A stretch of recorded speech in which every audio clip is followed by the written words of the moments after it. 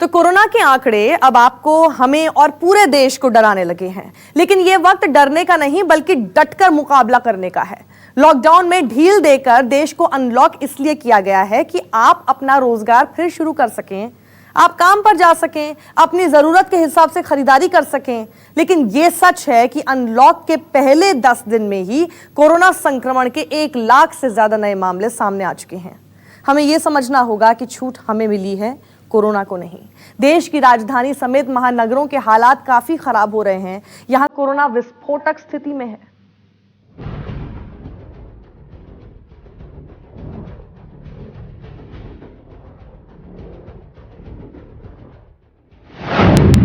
भारत में क्यों होने लगा कोरोना विस्फोट?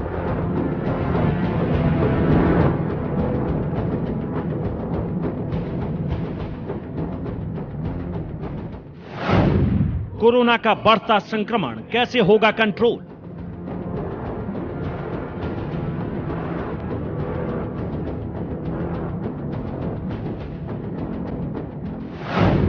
दिल्ली, मुंबई, अहमदाबाद, चेन्नई क्यों डराने लगे?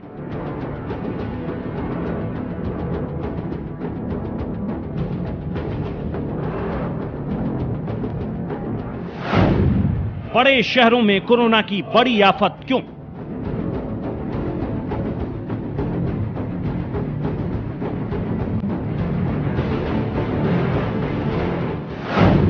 अनलॉक 1 में कोरोना की रफ्तार पर कैसे होगा काबू?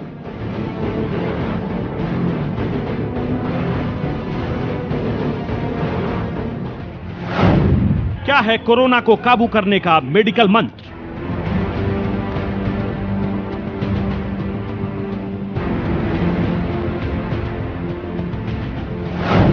देश की राजधानी दिल्ली, देश की आर्थिक राजधानी मुंबई, देश का बड़ा व्यापारिक शहर अहमदाबाद और चेन्नई, ये मेट्रो शहर कोरोना से सबसे ज्यादा पीड़ित हैं। दिल्ली में रोजाना कोरोना के मामले सामने निकल के आ रहे हैं और ऐसे रिकॉर्ड तोड़ मामले सामने निकल के आ रहे हैं जिससे कहीं ना कहीं सरकार की परेशानी और दिक्कतें दोनों बढ़ती नजर आ रही हैं। अभी तक दिल्ली के अंदर करीब 33,000 मामले सामने निकल के आ चुके हैं। रोजाना करीब 1400-1500 मामले रिकॉर्ड तोड़ बनते जा रहे हैं और शायद यही वजह है कि सरकार अब अगली व्यवस्था में सक्षम अपने आप को करती नजर आ रही है। दिल्ली में तेजी से फैलते कोरोना संक्रमण ने हालत काफी चिंताजनक बना दिए हैं। दिल्ली सरकार को 50 दिन में 80,000 से 1 लाख बेड की जरूरत पड़ेगी।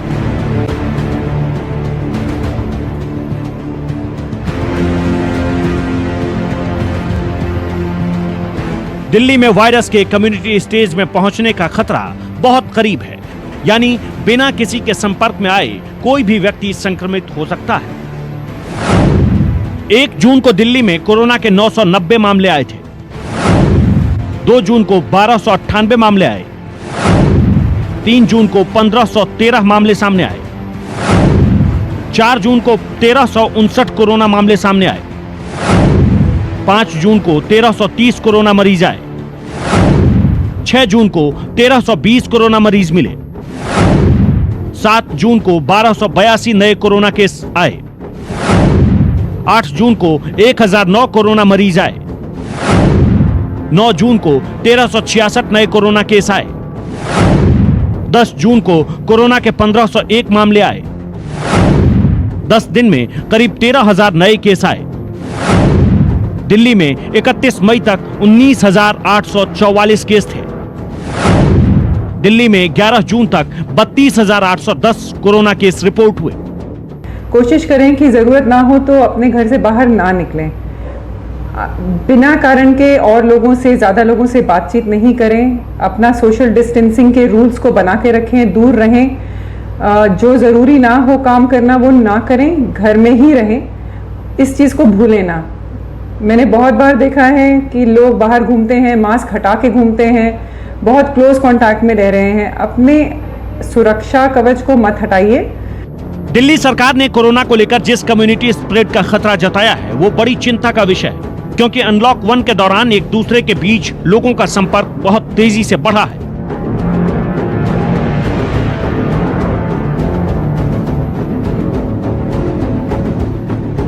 दिल्ली में 180 से ज्यादा कंटेनमेंट जोन है।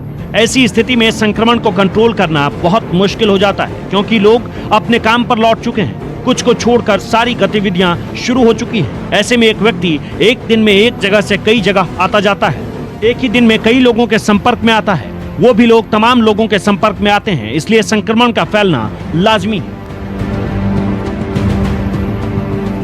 हॉटस्पॉट जैसी जगहों से बचना अनिवार्य है, क्योंकि हॉटस्पॉट में कोविड-19 के क्लस्टर केसेस होते हैं। अगर जाना जरूरी है तो अपने आप को सुरक्षित रखने के लिए फेस मास्क का लगाना जरूरी है। ज्यादा से ज्यादा लोगों से ना मिले, उनसे दूरी यानी सोशल डिस्टेंसिंग बना के रखे, क्योंकि कोविड-19 का संक्रमण हवा में एरोसॉल्स के द्वारा हो सकता है। दिल्ली अनलॉक है, इसलिए यहाँ संक्रमण बहुत तेजी से फैलने का खतरा और कम्युनिटी स्प्रेड यानी लोकल ट्रांसमिशन के सबसे ज्यादा चांस है। दिल्ली में 84% केस ऐसे हैं जिनमें कोरोना के गंभीर लक्षण नहीं मिले। बिना लक्षण वाले 84% संक्रमित लोग अपने आप ठीक भी हो गए, लेकिन बिना गंभीर लक्षण वालों ने कई लोगों को संक्रमित किया होगा। ऐसे में जो लोग पहले से बीमार हैं उनके लिए खतरा बहुत बढ़ सकता है, लेकिन जो स्वस्थ हैं वो वायरस को खुद ही कमजोर कर देंगे। कोरोना से होने वाली मौत के मामले में भारत 12वें नंबर पर है। संक्रमित मरीजों के ठीक होने के मामले में भारत 9वें स्थान पर है। ऐसे में अनलॉक 1 के दौरान सोशल डिस्टेंसिंग से संक्रमण रोका जा सकता है। बिना कारण पैनिक करने की ज़रूरत नहीं है। अगर हमारे आसपास कहीं पे लोगों को और किसी को कोरोना हुआ है तो पैनिक होने की ज़रूरत नहीं है। उनकी हेल्प करने की ज़रूरत है, उनको ज़रूरी सामान पहुंचाने की ज़रूरत है ताकि वो बाहर ना निकलें और हम कंटेन कर सकें इस बीमारी को। अगर कभी भी ऑक्सीजन सैचुरेशंस कम होती हैं, जो कि हम एक छोटे से पल्स ऑक्सीमीटर यंत्र से पता लगा सकते हैं। अगर ऑक्सीजन सैचुरेशन कम होती है, सांस में दिक्कत होती है, कोई खांसी बहुत ज़्यादा हो रही है, खाना पीना नहीं खा रहा है मरीज़, तो ऐसे मरीज़ को घर में ना रख के जल्दी ही हॉस्पिटल की हेल्प ली जाए और कंसल्टेशन की जाए अपने डॉक्टर से। दिल्ली में कोरोना संक्रमण रोकने के लिए शाही इमाम ने जामा मस्जिद को 11 जून की रात 8 बजे से 20 जून तक बंद रखने का बड़ा फैसला किया है। इंसानी जान को हलाकत से बचाना अफजल है और इसके लिए शरई उज़्र मौजूद है। लिहाजा अवामी राय और उलमा से मशवरे के बाद ये फैसला लिया गया है कि आज रात 8 बजे यानी नमाज मगरिब के बाद से 30 जून तक जामे मस्जिद दिल्ली में इज्तिमाई तौर पर नमाजें अदा न करके चंद लोग ही 5 वक्ता बाजमात नमाज अदा करेंगे। मेडिकल साइंस में किसी भी वायरस से निपटने के 4 तरीके होते हैं। पहला, वैक्सीन तैयार हो जाए। दूसरा, एंटीवायरस दवा मिल जाए। तीसरा, प्लाज्मा थेरेपी, लेकिन इस थेरेपी में अभी इस बात के पुख्ता प्रमाण नहीं मिले हैं कि पीड़ित मरीज का पक्का इलाज हो ही जाएगा। चौथा, हर्ड इम्यूनिटी, लेकिन इसे लेकर अभी कुछ कहा नहीं जा सकता। इसलिए सबसे जरूरी है कि अनलॉक के दौरान हम बेवजह कहीं ना जाएं, क्योंकि वायरस अब बहुत तेजी से फैल रहा है और वो तभी रुकेगा जब हम रुकेंगे। Bureau report, news 24। देश की आर्थिक राजधानी मुंबई के हालात महाराष्ट्र के साथ साथ देश के लिए चिंता का विषय हैं, क्योंकि राज्य के 70% से ज्यादा मामले सिर्फ मुंबई में ही हैं। वहां छूट मिलने के बाद अनलॉक के दौरान कई जगहों पर लोगों की भीड़ देखी जा रही है। लोग यात्राएं भी खूब कर रहे हैं। ऐसे में महाराष्ट्र सरकार ने अपील की है कि लोग खुद को रोकें ताकि कोरोना का संक्रमण रुक सके, नहीं तो जनहित में कड़े फैसले लेने पड़ सकते हैं।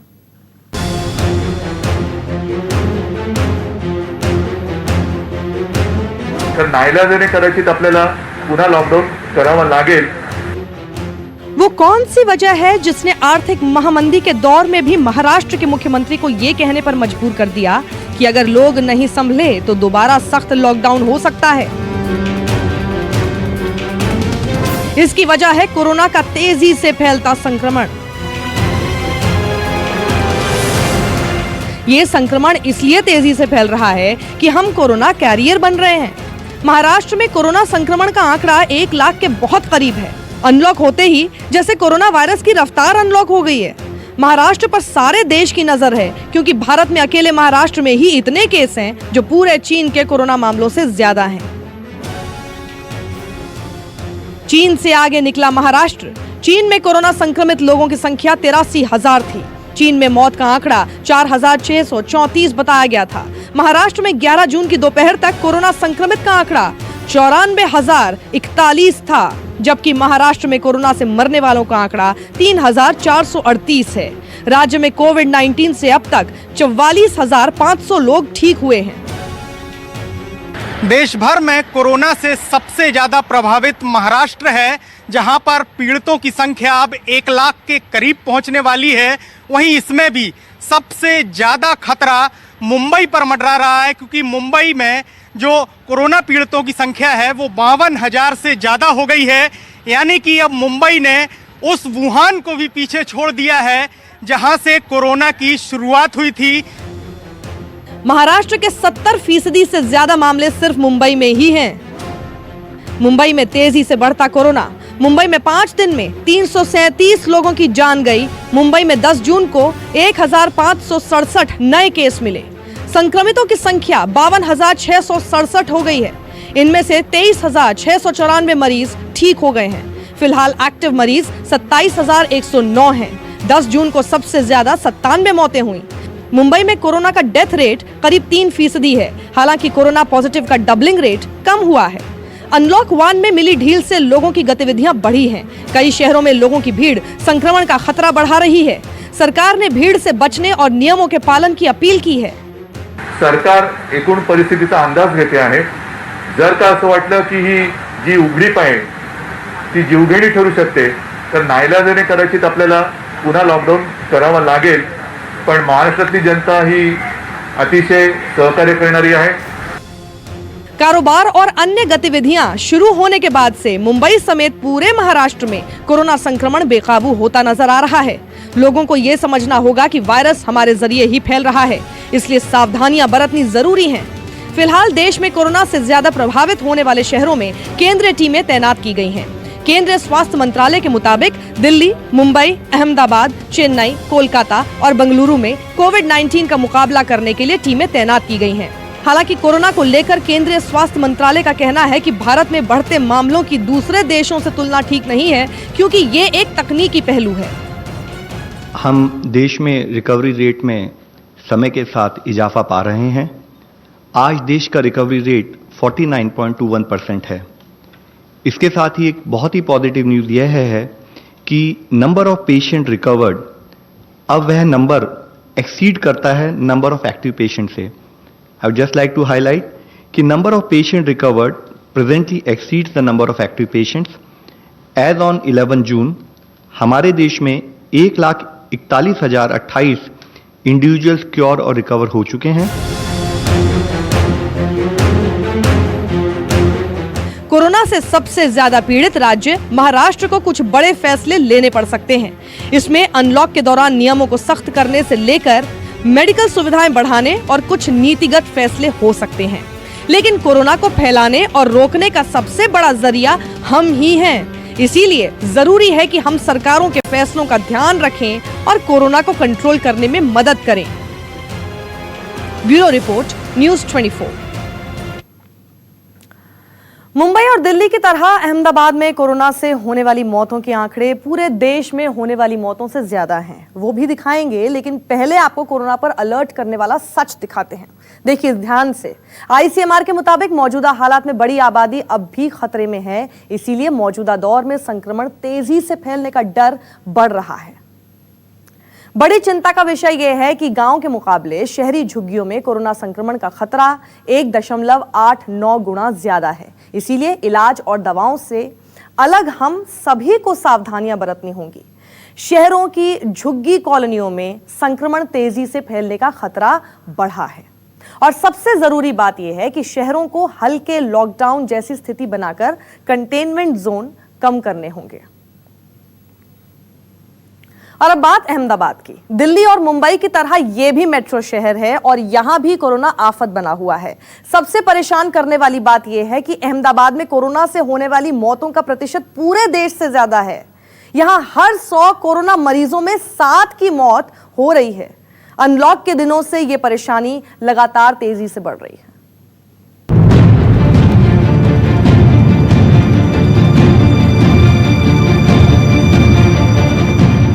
गुजरात में कोरोना के बढ़ते आंकड़ों के साथ सरकारों के लिए परेशानी भी बढ़ती जा रही है। अनलॉक शुरू होते ही जैसे कोरोना को ब्रेक फ्री होने का मौका मिल गया। गुजरात के नक्शे पर अहमदाबाद की तस्वीर डराने वाली है। अहमदाबाद का डेथ रेट सबसे ज्यादा डराने वाला है। यही वो आंकड़ा है जिसकी वजह से चिंता बढ़ रही है।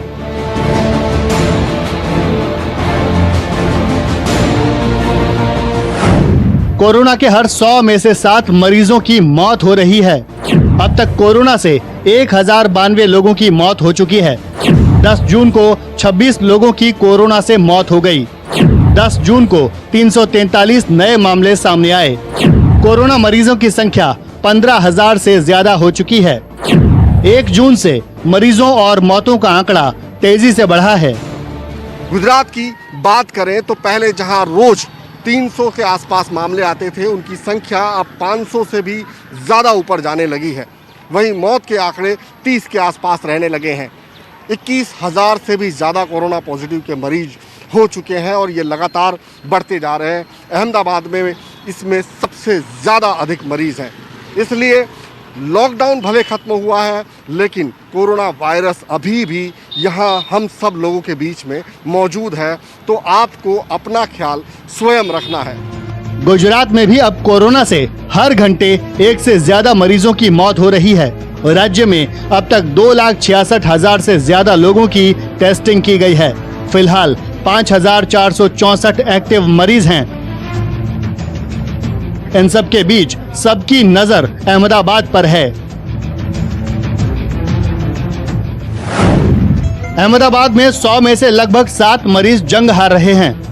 मरने वालों में हर उम्र के लोग शामिल बताए जा रहे हैं। गुजरात में कोरोना की वजह से मृत्यु दर 6.22% है, जबकि सिर्फ अहमदाबाद में मृत्यु दर 7% से ज्यादा है। गुजरात में मृत्यु दर राष्ट्रीय मृत्यु दर से ज्यादा है। हालांकि कोरोना वायरस के कारण सबसे बुरी स्थिति महाराष्ट्र की है, लेकिन डेथ रेट सबसे ज्यादा अहमदाबाद का है। चिंता का विषय ये है कि इतनी भयानक स्थिति के बावजूद लोग अनलॉक 1 में मिली छूट के मद्देनजर बड़ी संख्या में छोटी छोटी यात्राएं कर रहे हैं, जबकि मौजूदा हालात को देखते हुए ये यात्राएं टाली जा सकती हैं। भारत में 31 मई यानी लॉकडाउन 4 के आखिरी दिन 1,82,143 कोरोना संक्रमित केस थे, जबकि अनलॉक 1 के पहले 11 दिनों में कोरोना के केस 2,87,143 हो चुके हैं। यानी सिर्फ 11 दिनों में 1 लाख से ज्यादा लोग संक्रमित हुए हैं। ये आंकड़ा हम सब के लिए चेतावनी है। भले ही हम अनलॉक के दौर में हों, लेकिन वायरस हमें 3rd स्टेज में पहुंचाने के लिए बहुत तेजी से खुद को फैला रहा है। अनलॉक में अगर हम वायरस के संक्रमण को रोक पाएंगे, तभी हम सही मायनों में कोरोना वॉरियर देश कहलाएंगे। Bureau report, news 24। अब आपको कोरोना पर देश भर में हुआ एक अहम सर्वे दिखाते हैं, जिससे पता चलेगा कि कोरोना को लेकर देश में क्या स्थिति है। कोरोना पर हुआ सिरो सर्वे। तो आईसीएमआर के मुताबिक सिरो सर्वे में कोरोना पर आंकड़े जुटाए गए। सर्वे से पता चलता है कि कुल कितनी प्रतिशत आबादी संक्रमित हुई, किस किस व्यक्ति में संक्रमण का ज्यादा खतरा है, कौन कौन से इलाकों में बचाव के प्रयासों को बढ़ाना जरूरी है। सिरो सर्वे में लोगों के शरीर में एंटीबॉडी की जांच की जाती है। लोगों का ब्लड सैंपल लेकर एंटीबॉडीज की जांच होती है। एंटीबॉडीज के टेस्ट के दौरान संक्रमित व्यक्ति का पता चलता है। देश के 83 जिलों के 26,400 लोगों पर सिरो सर्वे किया गया। 83 जिलों में 26,400 लोगों के खून के नमूने लिए गए। देश के 83 जिलों में 0.73% लोगों में ही संक्रमण के सबूत मिले। इसका मतलब है कि लॉकडाउन का सकारात्मक असर हुआ। वायरस को तेजी से फैलने में रोकने में मदद मिली। सर्वे में शामिल 26,400 लोगों में सिर्फ 0.08% की मौत हुई। भारत में मृत्यु दर फिलहाल दुनिया की तुलना में कम है और भारत में आबादी के लिहाज से मरीजों की संख्या कम है। यह सर्वे लॉकडाउन के 5 हफ्तों तक के आंकड़ों पर हुआ है।